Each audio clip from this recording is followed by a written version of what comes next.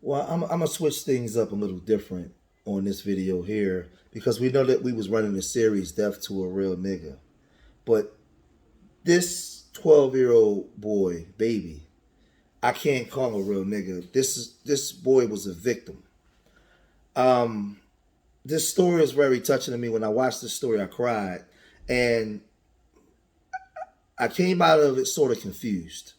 I'm going to do a live stream on this video, and I'm going to bring people up on a panel because I'm going to want people's. I want to get people's opinion based off of this. And this story comes out of Grand Rapids, Michigan, and there's a 12-year-old boy, Jamarion Lawhorn, who was being abused in his home by his mother and his stepfather, and in his abuse and his pain, he grabbed a knife one day and went out into the park and killed a 9-year-old white boy, Connor Verkey. So I'm going to roll the clip, and we're going to get a chance to see the story of Jamarion Lawhorn and what actually happened to him. So let's roll the clip, and then I'll come back. It's a blessing for real, for real. It's like, I don't know, I didn't think I could make it this far without that. He is Kent County's youngest killer. 5 years later, he's opening up for the first time. Jamarion Lawhorn's story starts with tragedy, but now it's a story of forgiveness. He was just 12 years old when he became Kent County's youngest killer, randomly stabbing 9-year-old Connor Verkirky on a Kentwood playground. Today, he's all grown up, 17 years old. After his court hearing today, he talked with News 8's Ken Kolker about his childhood, about the death, and about the forgiveness he didn't think he deserved. Jamarion Lawhorn was in court today for a regular hearing, an update on his progress toward rehabilitation and freedom, but it turned into so much more. At his first court hearing 5 years ago, Jamarion Lawhorn wore shackles. Today, at his review hearing, he smiled more than once. The grandmother of his victim sat in the courtroom behind him to support him. I feel like guys growing up, this was the love I needed, and this love I'm getting now. Lawhorn stabbed Connor Verkirky at random in 2014 with a kitchen knife, believing that responding police would kill him and end what was a miserable childhood. They're gonna come and kill me. Yes, I did it. Because I'm fed up with life. Now I'm gonna die. He had been abused by his mom and stepdad. I had no right to kill Connor. I killed him out of anger that I was feeling. And it's only for me. It's like, it's time for me to make it right, to own up to my mistakes and just give back to the community for what I took. Since the death, he has been locked up and getting counseling at the Muskegon River Youth Home near Everett. He's in the 11th grade, is planning for college. It kind of sounds like a broken record at this point, but that's a good broken record because what I mean by that is that Jamarion continues to do extremely well. Today, the judge gave him permission to take excursions with his victim's grandmother, who already visits him regularly and even wrote a book about the case. He wants to go to the YMCA and maybe movies and yeah, just wherever he wants, some adventures. The judge also approved excursions with a former juvenile detention worker and a woman who writes and visits Lawhorn often. Honestly, one thing I really struggle with is forgiveness, because I just never understood how Miss Tony could forgive me for what I did. And it's like, I just want to prove to the world that I'm not who they thought I was that day. What's Jamarion going to be in 10 years? I mean, I want to help people that's in a situation like what I was in, to honor them. Because it's a lot of people out there that need that help. A lot. Lawhorn will continue to live at the juvenile facility near Everett until he's about 19. That's if the judge can rule that he's been rehabilitated. Well, as you can see, he was basically sentenced to juvenile life for killing little Connor. And the mother was put on trial. The mother was also put on trial. And she received probation. She went to appeal her sentence, but the son, he stayed in jail. But ironically, he started receiving support from the victim's grandmother. He started receiving support from the actual judge. he started receiving support from a whole plethora of people, and they said he began to do well. He started to do great. He began to develop uh,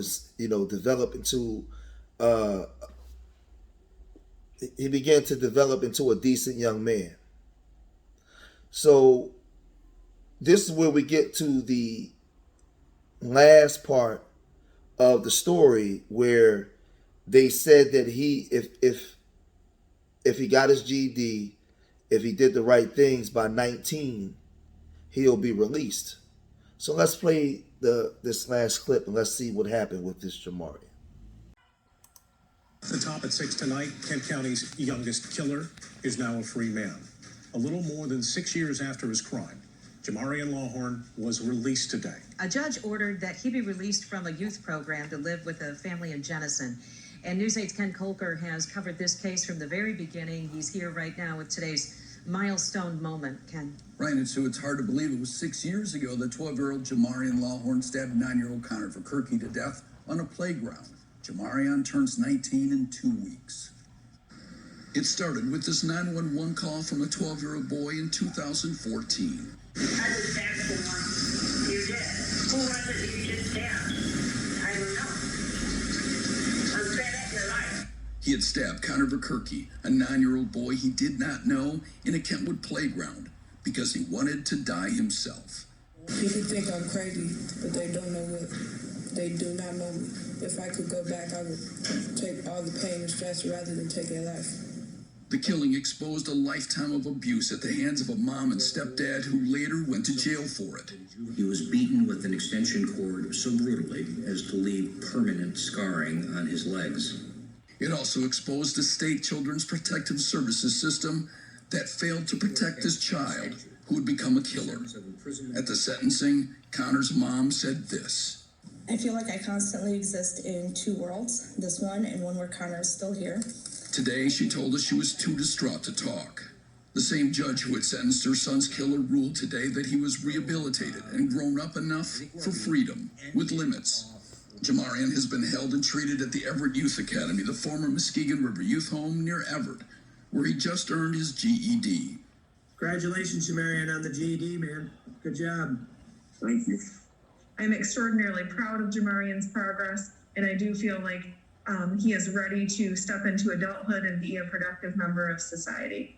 She calls him a low risk for violence. Today, he will move into the home of a woman who runs a prison ministry program and her family in Jenison. That woman, Paula Cresswell, started communicating with Lawhorn several years ago and has filled the role as his mother. Jamarion will also be allowed to spend time with the juvenile detention officer who has played the role of his father. The judge also ordered Jamarion to stay on probation, work with a counselor and a mentor, and get a job. He's coming out an adult, a legal adult, but in many ways he's still a child. He's never had that childhood development and has been in secure settings for this time. So we're kind of taking a cautious approach, Your Honor. Now the judge ordered he stay on probation, work with a counselor and a mentor, and get a job. Now the judge will review the case in 6 months and could end probation then, or could keep supervising him until he's 21. Ken, does Jamarion still have contact with his biological mom? Yeah, that came up in court today, that they will allow him to have some minimal contact, not at her home, with his mom and siblings, like maybe at a restaurant or a park, but not at their home. Okay. And we're back for a third time. And as you can see, Jamarion on September 30th, he was released. He's going to live with a lady that's actually taken over the role as a mother to him. She works in the church. The assistant prosecutor is helping in his life. He's been going on excursions. He's been actually going on excursions with the boy's, the victim's grandmother. The boy's mother, the victim's mother, she was too distraught to talk. But his counselor has also taken on a role as a father figure to him. So he has Palmer and William Cresswell, who have befriended him and have considered him part of the family. He will also have support from Frank Brones, who worked in Kent County Juvenile Detention and has admitted Lawhorn into a facility upon his arrest. So these people have played a mother and father figures to him in this whole situation. And this story to me is a very touching story, but as an African American father, I see problem with the story as well.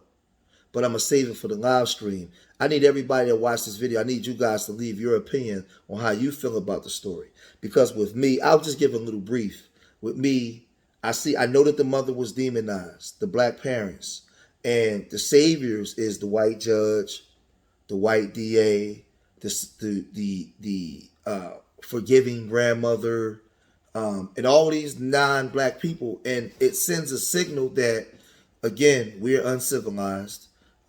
We can't protect and police our children the right way, and white people have to constantly step in to save us. And when we get a constant diet of this, we begin to feed into this narrative. Well, I disagree with that.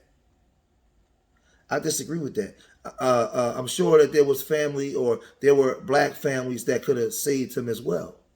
I mean, I don't see stories of white kids when they kill their whole family and they go into the juvenile system where there's a plethora of black judge, black security guard that takes them on as a father of a white boy.